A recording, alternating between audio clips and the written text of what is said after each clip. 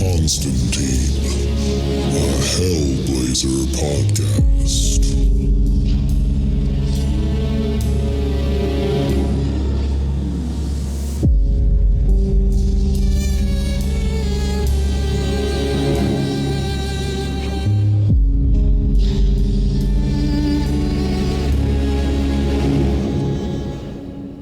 Hey there, everybody, and welcome back to John Constantine, the Hellblazer podcast. Today, we are reading issue number 158, and just a little catch-up on what's been going on. The last issue was a one-shot that kind of set up where John is heading now. So he was in a bar, and he met up with the FBI agent, Frank Turo, and after going back and forth with him, John eventually agreed to go to where Turo said, which was a place called Highwater. So John is heading there, and we don't exactly know what's supposed to be there, other than it involves something to do with S.W. Manor, who is the, I guess, main person this FBI guy wants, but he's using John to get to him. And John is going along with this because S.W. Manor is the guy that Lucky was indebted to, which is why Lucky ended up killing himself in front of John, and that started this whole thing. So first things first, with issue 158, we got the cover. There's a couple different images. The top third is the inside of a car, and we can see blood spatter on the windshield and the steering wheel and the dashboard. And then below that, we see John just kind of standing in a snowstorm. And of course, he's smoking as always and looking out at us. And then over that image, there are three other smaller images, one of an Asian woman, the second one is of a bear, but it looks like it's taxidermied the way it's posed. And then the last image is of an old man smoking a cigar. And we also see on this cover that this is written by Brian Azzarello with art by Marcelo Fruchin. And as we turn to the first page, we start off with a blizzard or some kind of snowstorm, and we don't exactly know where this is. There's no like landmarks or anything, but we can assume it's on the road to Highwater. And we also see on this page that the name of this issue is Freezes Over Part 1. And through the snow coming down, we can see a small building that's lit up, so it's open apparently. And we cut to the inside and we see a man in a plaid shirt. This guy's name is Pete, but they don't say it for a while, so I'm just going to call him Pete. And he's staring out the window just at the snow falling, and he says, "Geez, Keith, it's really coming down, eh? I mean, I ain't never seen it like this before. It's coming down." And as we get the reverse shot of him looking out the window, we see that this is a bar, and Keith is the bartender, and there are two other patrons sitting at the bar. And Keith says to Pete, "Oh no? What about that storm in, what was it? 86, 87? And then Pete turns around and comes to walk back towards the bar and says, "Well, yeah, that was a big one, but like this? It's coming down. I'm telling you, it's really coming down." And as he walks back, we can see the two other patrons at the bar. One is a bald older man with a big mustache, and the other is an older woman. And the old man says, "I remember that blizzard, April 62.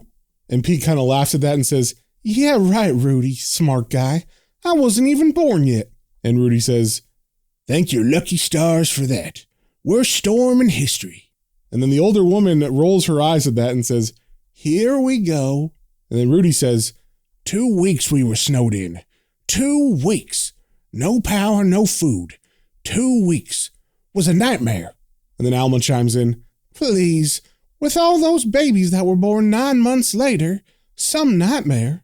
And then Pete chimes in, "Oh yeah, Alma? A lot of fooling around, huh? Jeez." And Alma answers, "That's right.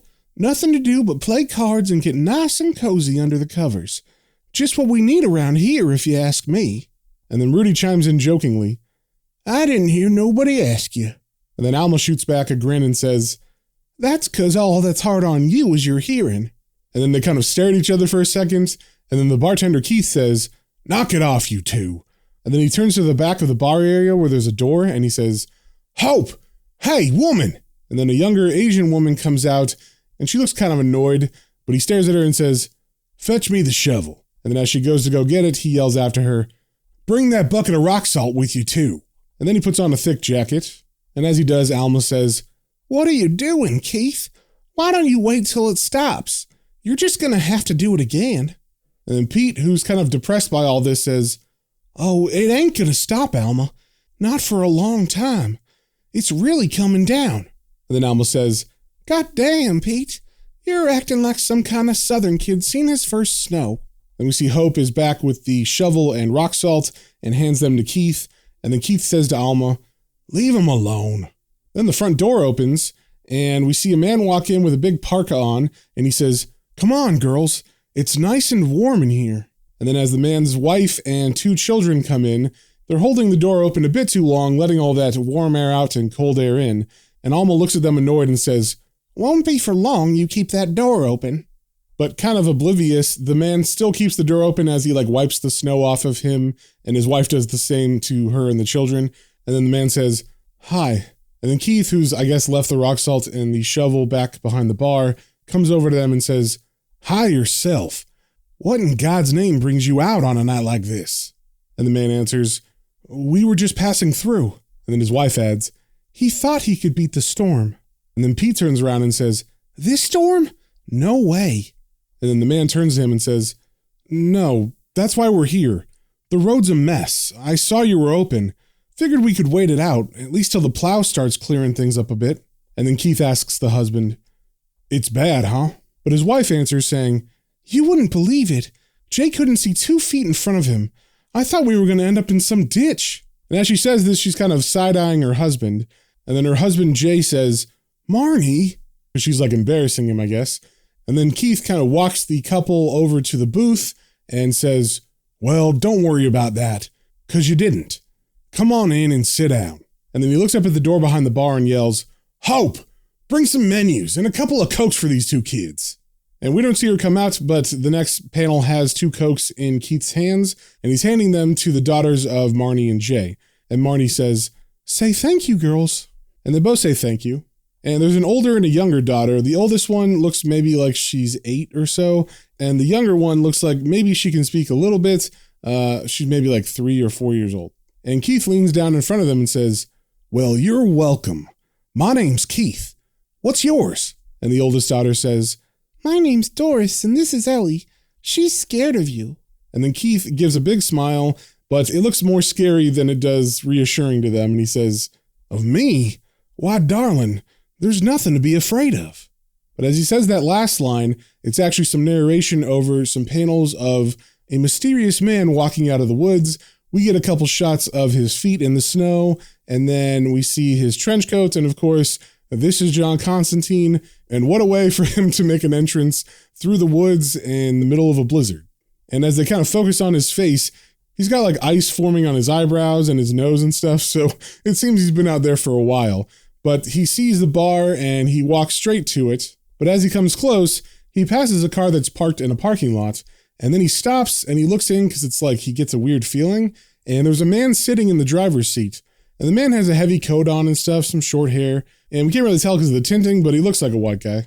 But he seems to be staring forward and not paying attention to John, except I think John lingers for a bit and gets his attention, because without moving his head, the man just side-eyes John and then gives a big smile that's kind of evil. We don't really know why, but then John takes that as an offense, I think, or maybe a challenge, because then he turns towards the driver's side and then puts his face close to the window and gives his own big smile that looks pretty evil as well. Then we see some silhouettes in the window of the bar, and Marnie is holding up the youngest daughter and sniffs her bottom, I guess because the baby has pooped herself. And then she says to her husband, Jay, "The diapers are in the car." And then Jay says, "Right." Then he turns and leaves the bar, and as he's walking out, Keith looks at Rudy, the old gentleman at the bar, and asks, "Another one, Rudy?" And Rudy answers, "Sure." And then Keith calls over to Pete, who is playing a pinball machine, and he asks, "What about you, Pete? You want something?" And Pete calls back, "Yeah, I want hot chocolate." And at that, the oldest daughter yells, "Me too." And then they both yell, "Hot chocolate, hot chocolate." And then Keith turns around and yells to Hope in the back room, "You hear that, Hope? 3. But right as he says that, we see John Constantine enter the bar, and everybody stops what they're doing and looks at him. It's a very tension-filled moment. The way it's drawn, it's kind of like there would be a record scratch right as John walks in, and then everybody looks at him. But John doesn't really say anything, and like I said, he's got ice on his eyebrows and on his stubble and stuff. So he just walks straight up to the bar and looks at Keith, who seems like he's trying not to laugh. And John says, "I'll have a pint then." And as Keith pours the pint, he says, $3.50. And then Keith puts the pint on the bar top, and John hands him the money, but his hands are shaking because he's so cold, and he says, "Cheers." And I should say that this isn't a pint glass, it's like a glass mug, and John picks it up by the handle, and you can see the beer is kind of shaking and spilling out of it a little bit. And then Keith, who's still trying not to laugh at this, says, "Kinda cold for a beer." And as he asks this, we also see Rudy kind of smiling in the background because I guess he wants to see what John will do. And John just says, "Really? I hadn't fucking noticed." And then he flashes a big smile as he brings the pint up to his mouth and he takes a drink. But as John said that, Keith gets a sour look on his face and says, "Hey." And John looks up and asks, "Yeah?" And then Keith points behind John at the booth where Marnie and the two children are sitting, and John looks at them and says, "Pardon me French." And then Rudy turns to John and says, "Shouldn't be bringing kids in a bar anyway. What the hell kind of talk they think they're gonna hear, for Christ's sake?" But John just stares at him and doesn't say anything, and then he actually turns his back on the old man, and Rudy is very offended by this, so he turns back to the bar and says, "Suit yourself, asshole." And then maybe to diffuse the situation, Keith asks John, "So how far back's your wheels, mister? Got a winch on my truck. Maybe we can pull it out." And John looks at him and says, "I wouldn't bet on it." And we can see in the background as he says that, Jay, the husband, is walking back in with the diapers. And then we see Keith get a big smile on his face, and he says to John, "I might just take that bet. See, I've pulled up 200-year-old stumps with 12 feet of roots out of clay soil with it. A car in a ditch ain't no trouble at all. A real workhorse she is. Hydraulic." And John, kind of feigning interest, says, "You don't say."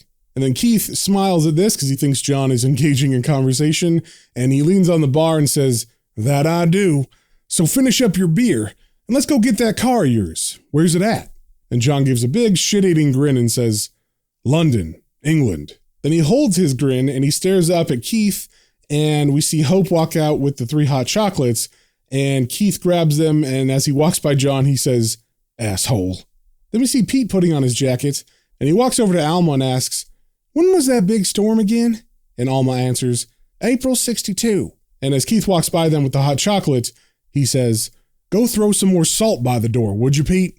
And as he asks this, we hear someone off panel say, "God damn." Then we see a really big dude who looks like a trucker walk through the front door, and he's got really bushy mutton chops and a mustache and a trucker hat on, and he continues his sentence saying, "It's wicked as fuck out there." And if I didn't say it before, the booth that Marnie and the girls are sitting in is right next to the front door. So of course the little girls heard him swearing, and we see Marnie putting her head in her hand like she gives up. But the trucker sees them and he says, "Oops, ma'am." And he kind of tilts his cap towards her. And then he walks over to Hope at the bar and says, "Howdy, you got Bushmills?" And she answers, "Yep." And the trucker says, "Give me a double." And she kind of smiles at him and says, "A double?" And then he thinks about it for a second and says, "Make it a triple. And a cup of coffee." And Hope thinks about it for a second and says, "I don't think I can do that." And then she yells out, "Keith?" And then Keith walks up to the bar and she explains, "He wants a triple." And it seems like the trucker's annoyed at this because he looks at Keith and he holds out his finger pointing at him and says, "There a problem here?"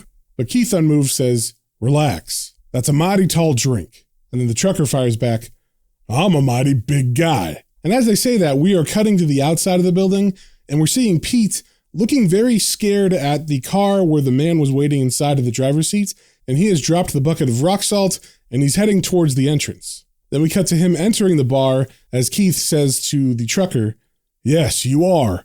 Your truck's mighty big too. Sure you want to be driving it if you drink all that hooch?" And the trucker replies, "I'm sure I want to be driving it, but I can't. The highway's closed." And as Pete walks in through their conversation, he says, "Keith?" But no one's paying attention to him, and Keith just keeps talking to the trucker saying, "Jesus, that miserable out there, huh?" And Pete gets closer to them and says, "Keith?" But once again, they don't pay attention to him, and it seems like Keith is agreeing with the trucker that he's allowed to drink a triple now because we see him filling a glass almost to the rim with alcohol. And the trucker says, "Worst I've seen, and I've seen bad." And then out of nowhere, John chimes in saying, "Every bleeding time you look in the rearview mirror, I'd imagine." And then everybody kind of stops and looks at John. Of course, most of all the trucker, who leans over John and kind of gets in his personal space. But John is just grinning like he doesn't care. And Pete takes advantage of that silence and says, "Keith, there's a man outside in a car." And Keith looks up at him and says, "Yeah, so? Tell him to come in." And Pete says, "You better come see for yourself." Now, the whole time they were talking, The trucker was just standing over John like he's gonna beat the fuck out of him. So Keith says to Pete, just a sec. And then he turns to John and the trucker and says, hey, you two, we gonna have any trouble? And the trucker says, nah, no trouble. Don't worry. But they both have a look on their face like maybe there will be trouble and maybe they're just waiting for Keith to leave. Then we cut to Keith and Pete, and they are outside of the bar, and Pete is pointing to the car where the man was sitting in the driver's seat. But we can't see anything inside of it, and there's so much snow that's built up on the windshield that it seems like maybe Keith can't either because he walks over to the driver's side and he opens the door. And as he looks in, we don't see what he sees, but he says, holy mother of God. And then we get a panel of what he sees, and we see the man who is sitting in the driver's seat has been impaled by an icicle, but of course the windshield isn't broke or anything, so it seems like someone must have stabbed him in the chest, and now the man is dead as he's bled out in his car. So Keith reaches in and he says to Pete, give me a hand. Then we turn the page and we cut to Keith and Pete bringing the man into the bar with a giant icicle sticking through him, and they place him on a table. I mean, this icicle looks like it's maybe 3 inches at the base of it, but as it goes through, of course, it tapers down. And as they were bringing the body in, of course, Marnie yells out, oh my Lord! And Keith says, sorry, folks. And then Jay goes over to the body and asks, what the hell happened? Is he? And Keith says, yeah. Then out of nowhere, Alma says, the Iceman. But Keith cuts her off before she can really continue and says, shut up with that, Alma. And then he turns to Hope and says, ring 911. And then Alma stands up from her seat at the bar and she angrily turns to him and says, the Iceman, Jesus, Mary, and Joseph. And Keith gets mad and says, I said, shut up with that. There's no such thing. And then the trucker asks Keith, where'd you find him? And Keith answers, in his car. And then Rudy says, with that icicle sticking out of his chest? Then Hope, who was calling 911, says, Keith, the phone's dead. And then everybody looks at her and they all look kind of scared. And the trucker says, must be the blizzard knocked it out. But Alma says, or it was cut by the Iceman. And once again, Keith says, that's enough, Alma. But the trucker asks her, who the heck's the Iceman? And then we see Pete walk over to the window and look out, and he touches his finger to the glass and he says, he's a ghost. But Keith cuts him off saying, he's not real. He's just a boogeyman to scare kids. But the trucker says, well, that fella's really dead. Somebody killed him. And then Marnie asks, you think he's in here? And then no one says anything.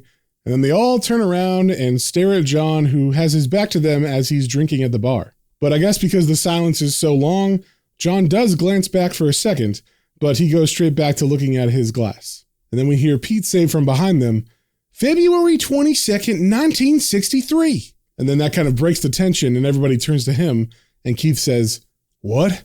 But Pete walks up to Alma and kind of gives her a hug and says, February 22nd, 1963. That's my birthday. I'm one of those blizzard babies you were talking about, Alma. Me. Jeez, that's something. And as he says that, he's got this weird smile on his face. And this is something that Marcelo Fruscian does. He always zooms in on people's mouths as they smile. And I can never tell if they're being evil or if it's just like a close-up thing that he likes to do, like a motif or something. But that is the last line of dialogue in the comic. So it makes me think that maybe they're trying to set up that Pete's the killer or something, because he was the person that found him. So he was outside by himself with this guy in the car. Maybe he did it and then he's trying to blame it on the Iceman or something. But we'll have to wait till next time to see what happens. So if you guys have any comments, questions, or suggestions, you can email me at planestrains and comic books, all one word, @gmail.com. And we will see you on the next one.